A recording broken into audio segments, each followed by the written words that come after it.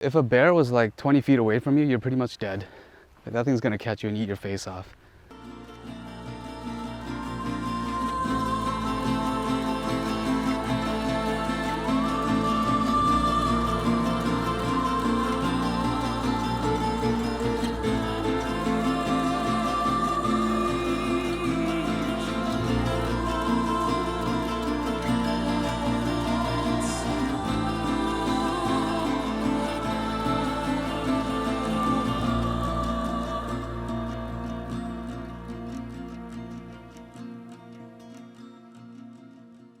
That's insane. Look at that thing.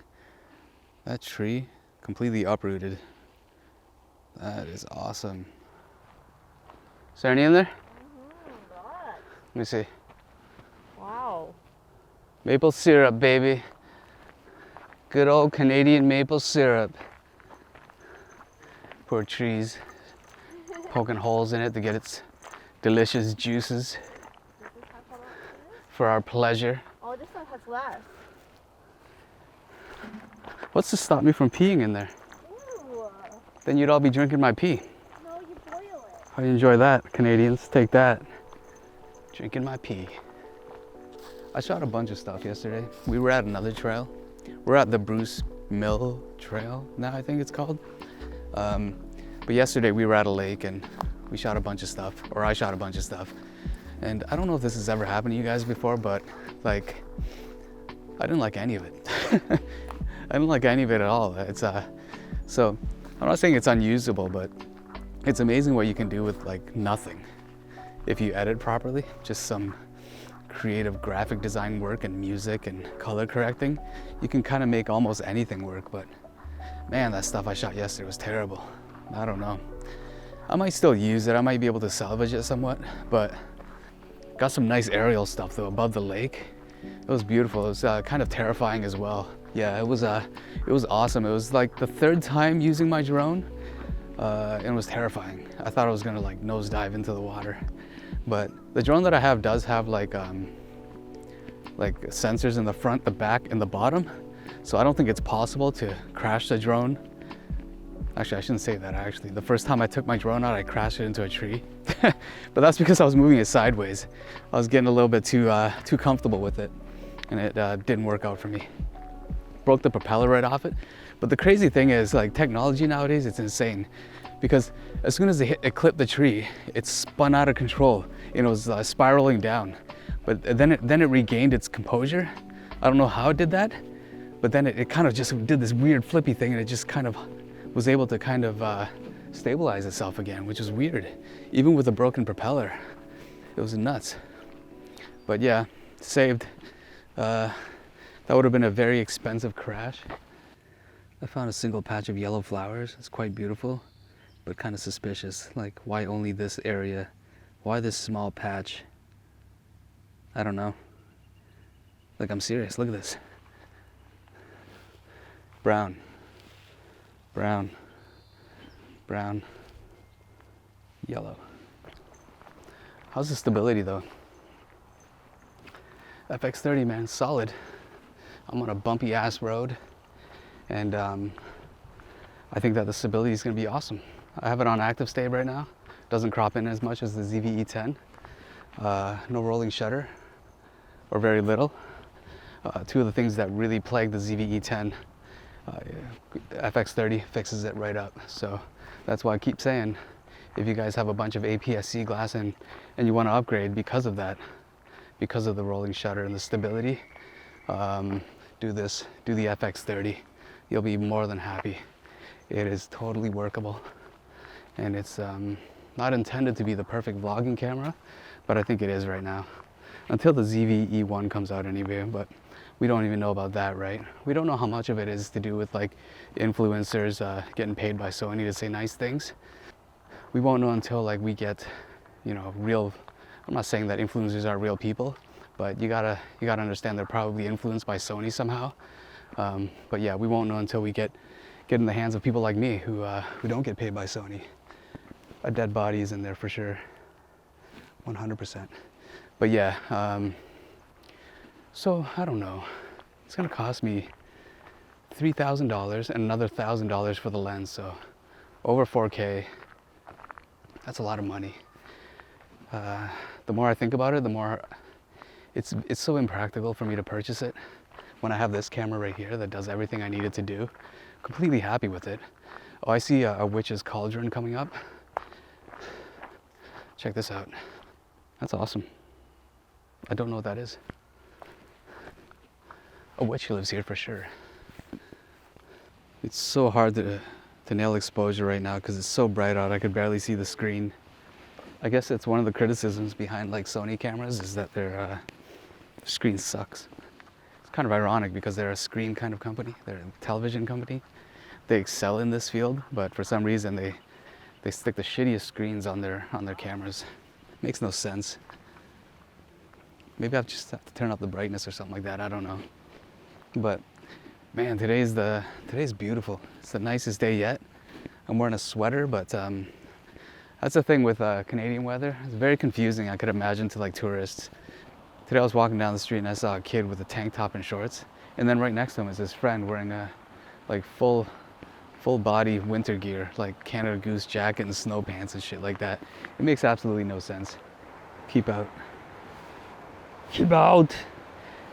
When I see a sign like this, it actually makes me want to not keep out. It makes me want to defy the law and climb over it and do something stupid. I don't know, it's flopping around pretty hard. Do you hear it? That's not a duck. It's a big animal. Maybe. Are you human?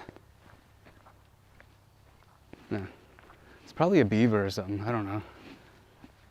Watch a bear come running out of there. That'd be freaking creepy as hell. Those things can outrun any human being. If a bear was like 20 feet away from you, you're pretty much dead. Like, that thing's gonna catch you and eat your face off. It's 11mm right now I'm filming with. Sony 11mm f1.8. And I gotta say, I'm kind of, I know that in the past I've said that the 15mm f1.4 is the way to go, but I've kind of fallen in love with this focal range because I don't have to stretch my arm out as far. I can bend it more like this. This is how the 15mm would look if my arms were like completely outstretched. But right now my arm is comfortably bent with the 11mm, and it just feels nicer, especially with the FX30. I still do like the 15mm look better because it blurs out the background more, and I love that separation, that pop. But I don't know, like at what expense, right? At the expense of comfort, I think. Like the 11mm is just fine. It looks beautiful. It looks nice. Right now I'm in the shade, so the exposure is kind of a bit dark, but I kind of like it. I like the look of bleak, darkness. I'm out of breath. Woohoo! I got another sub on YouTube. Thank you, CNX Adventures. Appreciate it. I'll make sure to hit you back up when I get home. I'm close to 1,000 subscribers, which is insane. I didn't think I'd get over 100, to be honest, when I started this channel. And it's funny because I was talking to a fellow YouTuber about my account and the name, Gabba Raisin, and he asked like, what's the deal with that name? And I actually told him it was like, it's just a name I made up as like a joke. It was supposed to be kind of this throwaway channel. I just wanted to post this video up for my brother-in-law to kind of look at because I just gotten the A6500, and I wanted to show him the image quality because he was interested in getting cameras as well. And so that's pretty much it. Like I was like, I just didn't have time, so I was like, let's just come up with some weird ass name just to host this one video. And then somewhere down the line, I just decided to take it seriously. Like beginning of this year, I think January, I'm like, let's just post some videos because I got this craving to create stuff. You know what I mean? Like you kind of get bored at the current job you're in, and you want an outlet, and that's what I kind of using this channel for. It's almost like therapy to me. It's like an outlet to kind of get back into creating. And it's kind of ironic because I'm in a creative field. I'm an artist, but once art becomes a job, it just becomes like any job. it just becomes unfun. That's a word. But yeah, when I was younger, I used to say, I just want to draw. I want to work for Disney. But then as soon as it became a job, it's just like anything. Just became a drag. You know what I mean? With deadlines and stuff like that, and revisions and approvals, and it just became unfun. So I want to try to recapture a lot of that, or at least some of that creativity with video making and vlogging and stuff like that. And that's why I love like LUTs so much. It's because it allows me to be creative. It brings that art aspect back into filming. I find that it's kind of silly to do, but it's fun for me. I love color correcting. I love seeing how far I could push an image. That's why I do it. So I really don't let it faze me. A lot of people think it's silly. A lot of other YouTubers think that it's silly to throw movie LUTs and stuff like that onto footage. But and maybe it is silly, but at the same time, it's like I'm enjoying it. Sometimes I'll shoot just for the fact of just so I can throw a LUT on it, really. And I think that's all that matters, as long as you're having fun, right? And it's driving you to kind of improve your craft. That's all that you need, really. It shouldn't be anything else. Anyway, I'll see you guys later. Peace.